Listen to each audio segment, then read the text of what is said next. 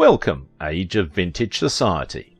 Star maker, success, scoundrel, Elia Kazan defined his era.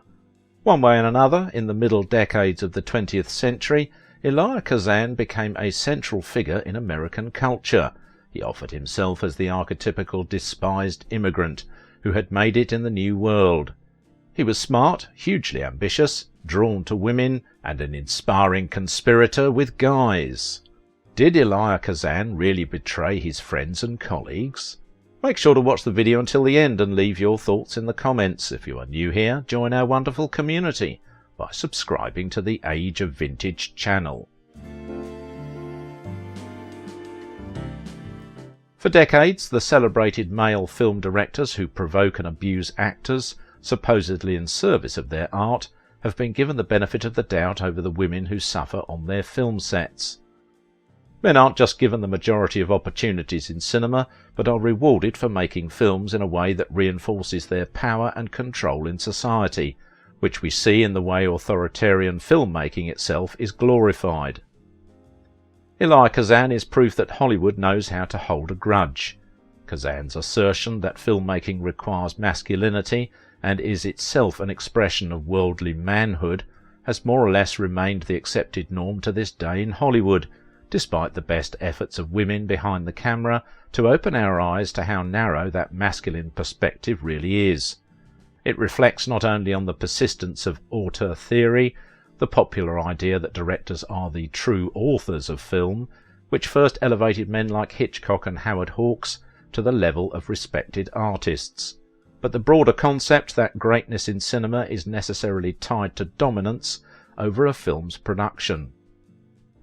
Many of those most highly praised films are those that display, in their craft, an adherence to hyper-masculine ideals of power, and if the popular idea of directing remains primarily about precision, control and masculinity, then it should be no surprise that it often manifests as expressions of power over women, which often inflict real and lasting damage.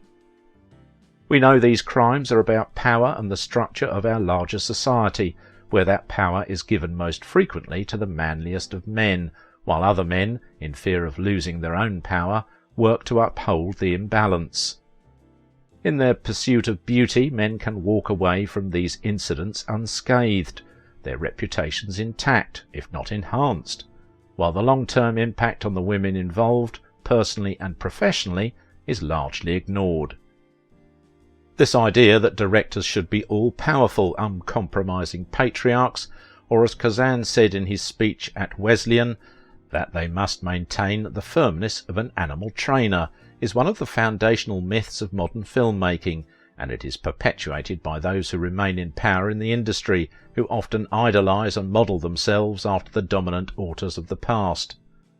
Elia Kazan is best known for his successes on stage and in film, including A Streetcar Named Desire, On the Waterfront and East of Eden. At the 71st Annual Academy Awards in 1999, Martin Scorsese and Robert De Niro presented Kazan with an Honorary Lifetime Achievement Award. Distinguished actors Kathy Bates, Meryl Streep and Warren Beatty met Kazan with a standing ovation and enthusiastic applause, while others such as Mare Winningham, Ed Harris and Nick Nolte sat stone-faced and disapproving. Why? There's no doubt that Elia Kazan is one of Hollywood's great directors, but he also made a lot of enemies during the McCarthy era by naming people as suspected communists. Although he directed some of cinema's greatest films, Kazan is also remembered for his testimony to the House Committee on Un-American Activities, the HUAC, where he named names belonging to film industry professionals with suspected affiliation or loyalty to the Communist Party.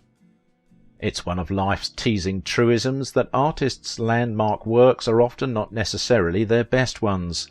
A prime example of this is Elia Kazan, one of the defining and polarizing figures in post-war American culture. Not only did Kazan help revolutionize the theatre, he forever changed the movies, ushering in a whole new era of screen acting. He worked with the holy trinity of method dreamboats, Montgomery Clift, Marlon Brando and James Dean, and launched the likes of Warren Beatty, Lee Remick and Eva Marie Saint. Elia Kazan was born Elia Kazan on September 7, 1909, in Constantinople, now Istanbul, Turkey. His parents, George and Athena Kazan, were ethnic Greeks living in Turkey. They shortened their last name to Kazan in 1913 when the family immigrated to the United States and settled in New York City, where Kazan's father supported the family by working as a rug merchant. He went to a good school, Williams College in Massachusetts, but felt looked down on by the upper-class white girls. So he slept with them, and he excelled at every competitive urging. While working as a dishwasher in the college dining hall and as a bartender at fraternities, Kazan developed intense resentment for the affluence and privilege of his classmates. Equally offended by his father's insistence that he do something useful, he kept to himself and majored in literature. Following his graduation with a BA, Kazan enrolled in the Yale School of Drama, where the unfolding depression moved him toward left-wing causes. At Yale, Kazan met Molly Day Thatcher, the daughter of a former Yale president, whom he married on 2nd of December 1932. The couple had 4 children. In the early 30s, he apprenticed to the group theatre as an actor, a possible director and a handyman who could fix physical problems. Chairs, plumbing, cars that wouldn't start. So they called him Gadget, and the nickname Gadge stuck. The group was led by Lee Strasberg. Members of the group tended to hold left-wing political views and wanted to produce plays that dealt with important social issues. An alumnus of the already legendary group theatre of the 1930s, in the late 1940s, Kazan, along with Lee Strasberg, had helped to found the Actor Studio, which gave America the Stanislavski-based method and such outsized talents as Julie Harris, Lee J. Cobb, Shelley Winters and James Dean. So, in the 40s, he started to direct plays and discovered his own phenomenal seething intimacy with actors, a way of getting to smothered psychological truths that had been buried in the gentility of previous theatre. He established himself with the first productions of Thornton Wilder's The Skin of Our Teeth, Arthur Miller's All My Sons, Tennessee Williams's A Streetcar Named Desire, and Miller's Death of a Salesman, with Lee J. Cobb in the lead. With Robert Lewis and Cheryl Crawford, her studio presented method acting under the direction of Lee Strasberg. Kazan had starred in a number of movies, including City for Conquest. His films address personal or social issues that particularly concern him. Kazan wrote, "I don't move unless I have some sympathy with the core topic." His first such film was The Gentleman's Agreement, starring Gregory Peck, which deals with anti-Semitism in America. On Broadway, the plays Kazan directed dealt with problems of conscience, responsibility, and personal honor in a materialistic society, and even in Hollywood he traded in such socially significant themes as racial discrimination, Pinky, and revolution, Viva Zapata.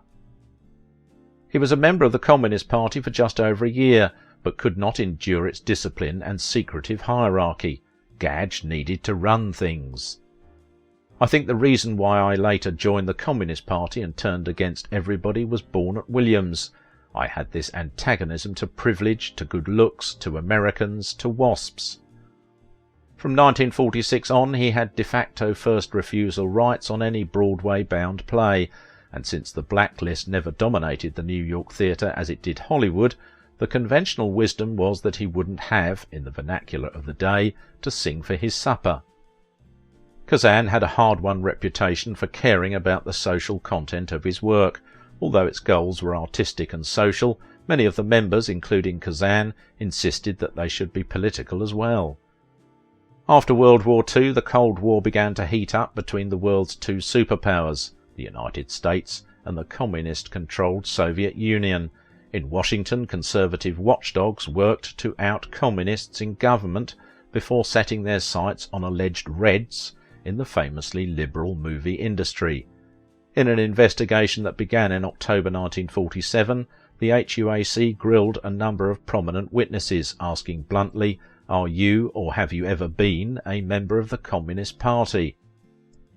Whether out of patriotism or fear, some witnesses, including director Elia Kazan, actors Gary Cooper and Robert Taylor, and studio honchos Walt Disney and Jack Warner, gave the committee names of colleagues they suspected of being communists.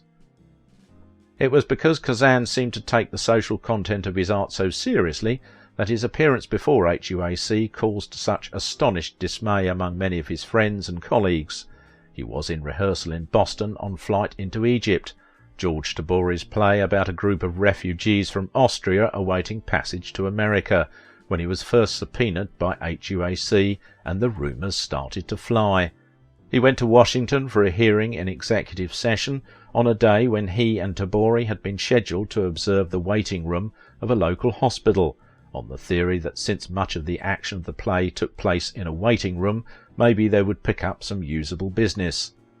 On his return, Kazan asked Tabori what he had seen, and the playwright, who felt that Kazan's own confusion about his HUAC appearance was distorting his perspective on the play and its theme of betrayal, was said to have replied, "They cut a man's tongue out." In 1934, when I was in the party, we helped start a left-wing movement in a very conservative Actors' Equity Association. Our prime goal was to secure rehearsal pay for the working actor and to limit the period when a producer could decide to replace an actor in rehearsal without further financial obligation. I was working on reforming equity with a fine man named Phil Loeb. Our cause was so just that now, looking back, it's hard to believe there was any opposition to what we were proposing. Still, it wasn't an easy fight to win. Kazan appeared before the House Un-American Activities Committee twice, the first time in January 1952, when he answered all questions except the one about what people he knew to be members of the Communist Party between the summer of 1934 when he joined it and the spring of 1936 when he left. In April he told the committee he had come to the conclusion that I did wrong to withhold these names before, because secrecy serves the communists and is exactly what they want. Now his testimony, written in advance, was articulate, tough and detailed, as he named 8 members of his group theatre unit and some party functionaries. He split with the party, he said, over its attempt to use him to take over the group. I was instructed by the communist unit to demand that the group be run democratically. This was a characteristic communist tactic. They were not interested in democracy. They wanted control. They had no chance of controlling the directors, but they thought that if authority went to the actors, they would have a chance to dominate through the usual tricks of behind-the-scenes caucuses, block voting and confusion of issues. This was the specific issue on which I quit the party. I had enough regimentation, enough of being told what to think and say and do, enough of their habitual violation of the daily practices of democracy to which I was accustomed. The last straw came when I was invited to go through a typical communist scene of crawling and apologising and admitting the error of my ways. I had had a taste of police-state living, and I did not like it. Had he simply told his story and named his names along with the scores of other witnesses, he might have been denounced on the left, celebrated on the right, and his testimony forgotten. But Kazan was not content to let his affidavit speak for itself. First he appended to his testimony an annotated bibliography cum apologia, which listed and explained the entire history of his 25 professional forays as a director. This seemed to his critics unnecessary bending. Most of the items on his list were comparatively harmless, and Kazan said so, but whenever there was the possibility of an interpretation at odds with prevailing dogma. He defended his naming names on the grounds that all were already known to the committee. Others have said that at least half were not. Some critics saw in as a subtext of On the Waterfront a justification for Kazan's decision to cooperate with congressional red hunters. The movie's hero, portrayed by Marlon Brando, breaks the code of silence on the docks and courageously fingers a corrupt, murderous union boss in televised hearings. During his senior year, he saw Sergei Eisenstein's film Potemkin and focused on the performing arts. Kazan was at his home in Manhattan when he died on 28th of September 2003. He was 94. The career trajectory of Elia Kazan is such that any of its diverging and often reconnecting artistic paths would warrant attention in their own right. He was first an actor, then stage director, then filmmaker and novelist, often embarking on several of these endeavours simultaneously. What is more, Kazan was lauded for his contributions in all of these mediums, winning Tony and Academy Awards and penning New York Times bestsellers. Nevertheless, given the widespread popularity and the relatively more substantial cultural impact of his work as a filmmaker, it is for that which he is generally known and most often appreciated. As long as the very craft of filmmaking is associated with this kind of power, the environment on film sets will continue to encourage the pain inflicted on the artists and the provocative acts of men. But if the conversation around movies, namely who gets to make them and how they do it, were to actually shift in the wake of this recent news, it could open a world of new possibilities. Yet it is possible to imagine a day when film might begin to glorify a kind of respect, collaboration and empathy behind the scenes that is truly centred on the leadership of actors and directors. Filmmaking, which requires so many different individuals to come together to create something beautiful, might even become a model for other workplaces.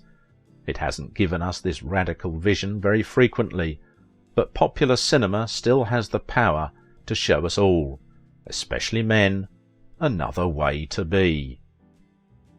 If you liked this video, don't forget to give it a thumbs up, subscribe if you are new here, and if you want to support my work, please visit my Patreon page. Now it is your turn. What do you think about the life and legacy of Elia Kazan? He is described as one of the most honoured and influential directors in Broadway and Hollywood history.